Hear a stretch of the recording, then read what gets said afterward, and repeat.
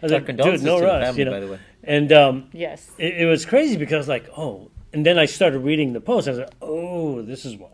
I said, all right, let me just back off, you know. And then I saw Heart Attack. Oh, let's donate to this. And we were talking, oh, let's give, you know, whatever. And then shortly after that, maybe shortly after the seminar, I think I reached out to you again and said, hey, right. can we do this now? Right. Because I wanted you to get enough, you know, time to do whatever you're doing. Well, yeah, once that happened, yeah, I got like bombarded with stuff like immediately. Because once I said yes to Damon, first thing we had to do was get a lineup. And Damon's the king. Love you, Damon. Damon is the king. He got that lineup literally within 3 or 4 days. He had commitments from every single one of those. That's awesome. And they were telling us thank you for allowing them to do this. Yeah. Yeah, and you were right. I mean, the martial arts, because it wasn't like that before. No. Right? No.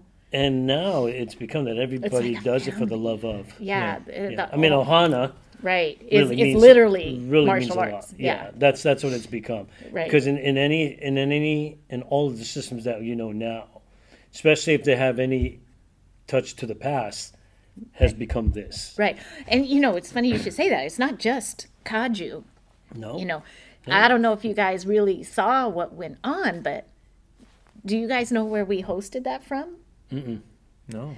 Santa Clara is where we hosted. We broadcasted from Santa Clara because Ernie Reyes Sr.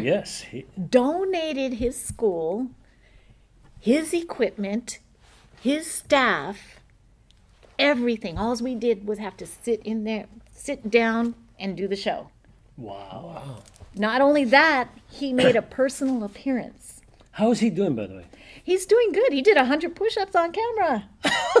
He's doing amazing. I was just like, okay, I'm going to start working on that.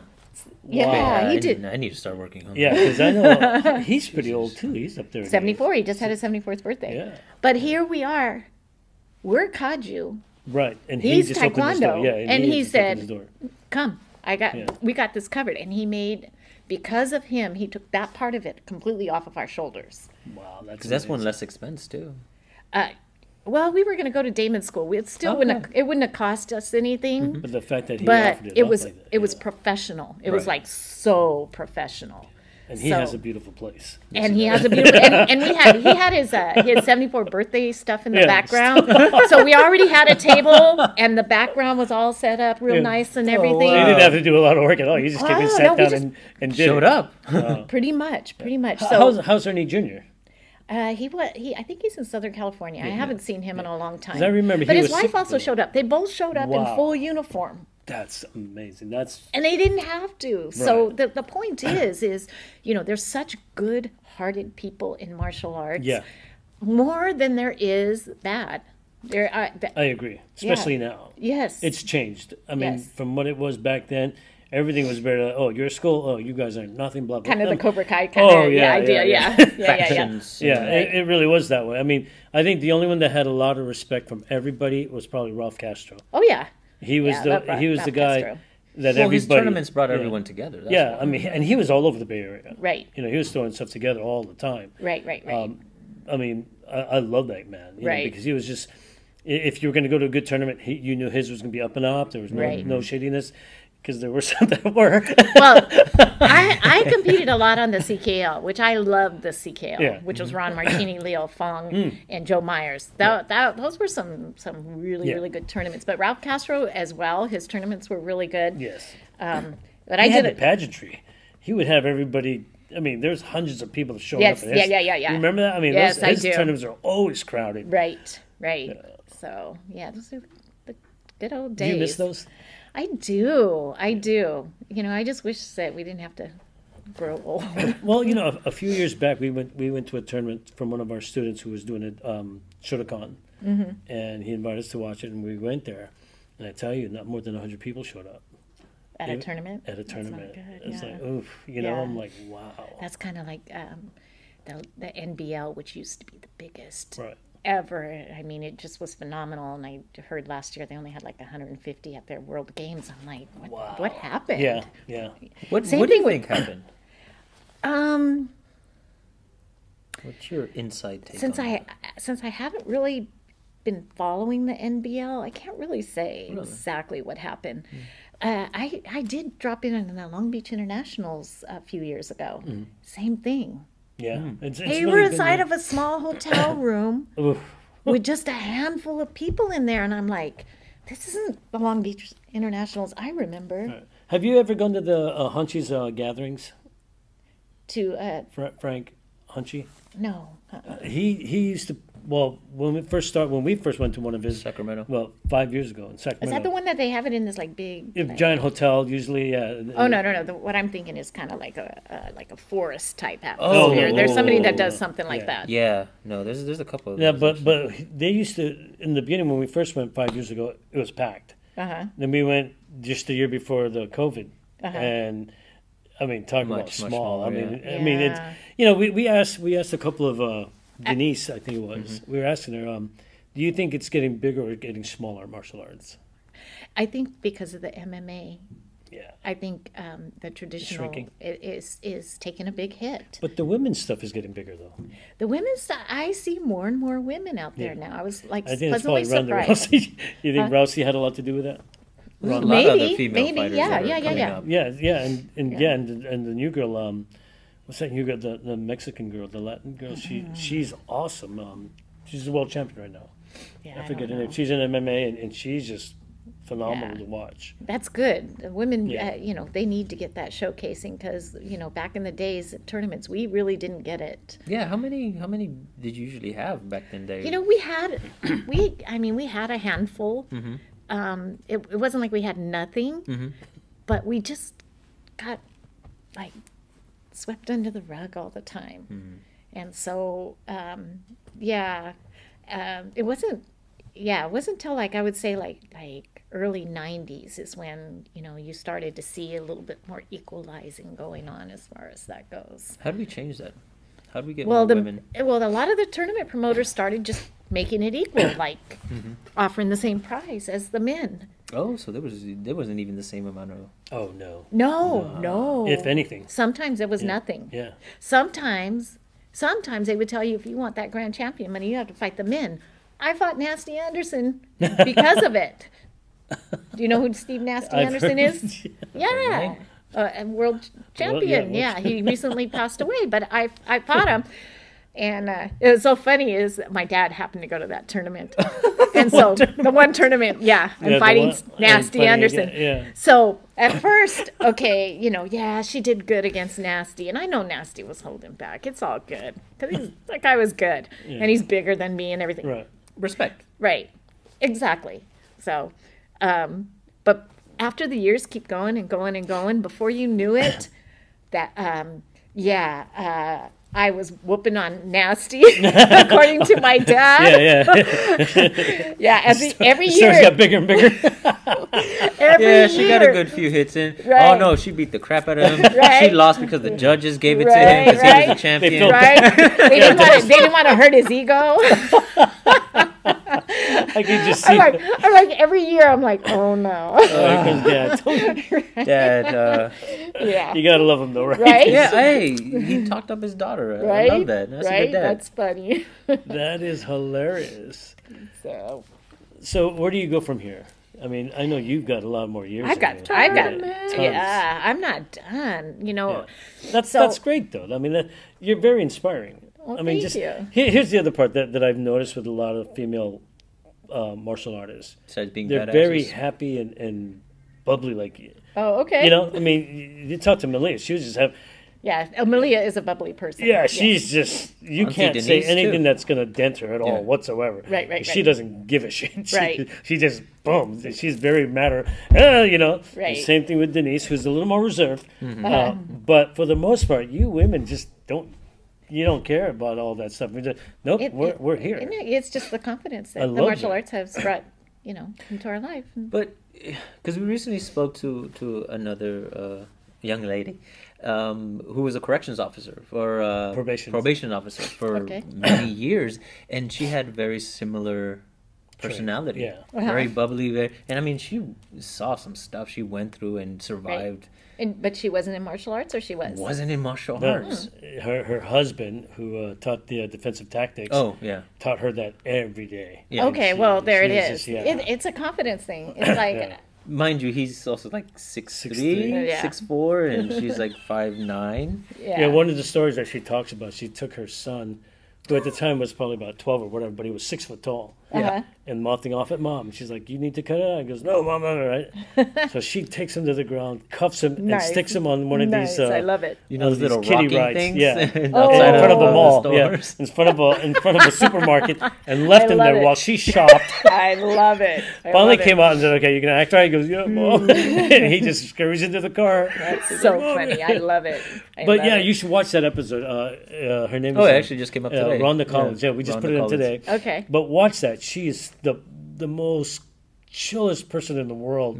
Right. But she worked in such an environment that you would have thought, no, this can't be the How do you Right. not? Yeah, Right, yeah. right, I mean, talk about. I mean, she went from juveniles to adults. Right. You Domestic know, violence. Yeah, that's I a mean, she tough was throwing job. these guys in the jails and didn't care, and they would all come to her like, "Oh, Miss Miss Collins, I love you. Thank you for not putting me in jail." And oh man, and I mean, they all respected they respected her. That's Yeah, it. but you should watch that because it was so inspiring, just like you are, in that you see these women who, just because of the way they show themselves, just you break down barriers with guys who would have been otherwise like, oh, I can take, it's like, no, it's like, you get that. I mean, when we first walked in there and I saw you, and it's like, she's got leather jacket on, she's got holes in her Holes in pants, her jeans. and she has this awesome car outside. He goes, she doesn't give a shit about anybody. She's just going.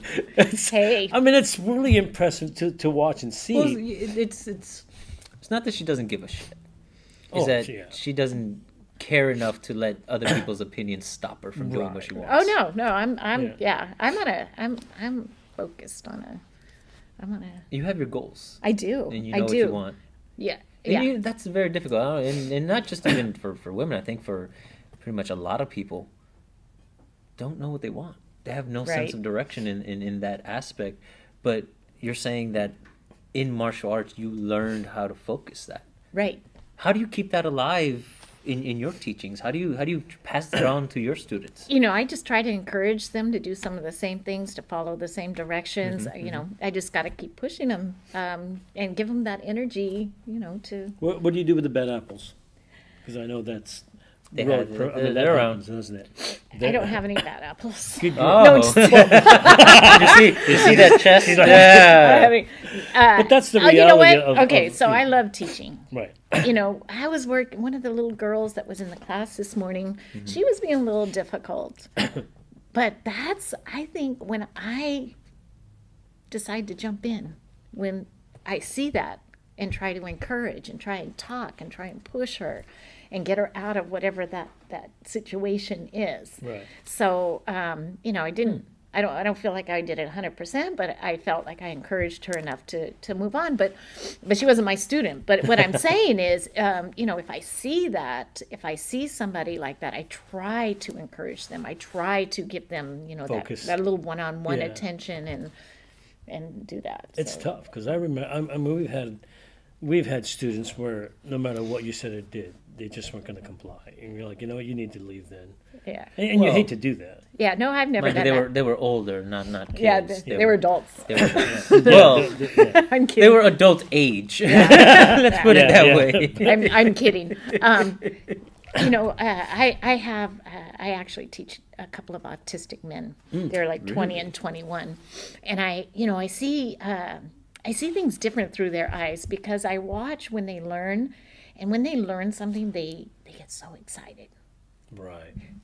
And it's such a neat thing to feel when they accomplish something. Like they just tested for their yellow belt just recently, and they were just like so ecstatic, and they did it. They did their job that they needed to do like perfectly. Wow. And so when I see, when I work with people like that, and I see that, and then I see somebody else who doesn't have that special need to stop them, and they're just kind of like, you know, it's difficult. And you look at this and you look at it and you're like, yeah. and you don't that know how normal lucky person you becomes the are. problem child. Right. You don't know how lucky you are. Yeah. So I try to encourage that and build that up. But within my school, I don't have that though. That's good. That's Because awesome. I mean, I used to see that a lot. Right. You know, you had that one kid who was just real pain. I mean, the teacher was always yelling at him or whatever. Yeah. They were, There was a time I did have this one student that was difficult. Streetwise kind of kid. Yeah. Streetwise kind of kid. And I had another instructor in here at that time, and with me, and he was always the one causing problems. So the other instructor would always pull him and go, "You're going to sit right here and do a timeout." And he did. And this is a streetwise kid, right? right. And he would whine and say, "I want to get up." He said, he'd look at him and go, 5 more minutes. And he'd keep whining. Now it's 10. And he would just keep, and I was watching, I was like, this is pretty cool because he's handling it. And then pretty soon the kid was just like, he's like, okay, now you can get up. So I don't get that much, but I remember watching that day going, okay, all right, I want to see how he handles them. He handled them pretty good. So Yeah, it's very disruptive to the class too. Right. I mean, and that's why I ask her, because I mean, most of the places that I've been to, even in our class, you have that one person sometimes who, Right. for whatever reason, sleeps It's in the just cracks and gets in. And, yeah, well, in his case, it's his lifestyle. And to this day, that kid will come in here and poke in here. Say hi. Yeah, I love kind of a like, I miss this place kind of thing. Yeah, Come yeah. back. All right, there's something I'm curious about because you're doing tournaments. You trained under Kajukenbo, right? Correct. Okay. So was there a shift between the sports karate or the sports of it and the Kajukenbo? Because we've talked to a few Kaju guys, and I mean, its origins are based on survival. Right. Street fighting, yeah. Self-defense. Yeah. So how does that translate to tournaments? Was there... Sport karate is totally different from the self-defense and the traditional Kajukenbo. 100% it's a whole, that's why I go to Elk Grove and spend 2 hours of training, because that training is sport karate. That's not Kaju. Okay, what's the difference? How is it different? Sparring drills, lots and lots of sparring drills, lots of sparring. It's a total different game. Yeah? Yeah. Wow. Okay. Okay, Yeah. I got a great question, because this happens to all of us martial artists. How Mm-hmm. many injuries you got? None. No, I What? I actually have a bad knee. I do have a bad knee. I'm working on that. I have a bad knee right now. Right this very minute, it hurts. Oh, wow. Yeah. Yeah. Because he said something. Okay, so I'll confess to you guys. Like a couple years ago, I was bigger, like a lot bigger, like 70 pounds bigger. Wow. And- you lost this weight on? And my knees were really bad, both of them. Okay. Both of them. I could feel a lot of I lot of did stuff notice that coming in on. your pictures. You had it around their face. Yes. Okay, now that makes, because I was like, wow, she lost a lot of weight. Yes. 75 pounds. I don't Yeah. judge people that way, but you do. Okay, whatever. No, it was just a picture that you had on your Facebook. It's not that I'm No, judging. he's right. There's some pictures where my face is more Yeah, rounder. yeah. No, I know exactly what you're talking about. But I love the fact she didn't take it down. No, she No, did not. as a matter of fact, I'm about ready to post a before, middle, after. beautiful. Oh yeah, Awesome. no. I worked hard, but so I had these injuries in my knees from teaching cardio kickboxing. Is where I got it from. Messed up my sciatic nerve. Okay. Ooh. So I decided to take the weight off and get the weight off of my knees. So this one 100% healed. This knee is bothering me right now, but I'll push through it. It'll be fine. I did 2 Martial hour artists training. do that, don't they? They just push Stay through. safe. No matter what. Yeah. They don't care. Yeah, 'Cause no, that- just keep you know, pushing. I've been told that, I don't know how you're standing, Rico, but you have all these injuries and you shouldn't be crawling around. You shouldn't be even walking. What's going on? Sorry, but she's one of the better off. I've talked to a lot of instructors and Yeah. grandmasters Yeah. doing this, and Johnny. you have That's your all, knee that's all kind of you hurts. got. You That's did- it. Right? You're doing great. You're That's why I so was above asking. the rest. That's why I'm asking, where are your injuries? Because usually No. we all have some really bad ones. You know, back in the 70s, I can say Percy Titsworth gave me a black eye.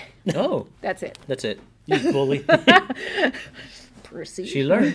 She learned. Yeah. Now she knows how to No, duck. I really have not gotten injuries. Then you're other lucky. You're one of the That's few awesome. then, because I know most of the guys hip that replacements, knee Yeah, replacements, shoulders. shoulders, yeah, back, yes, A lot of Kaju guys too. yeah, yeah, oh yes, especially the guys you guys. yes.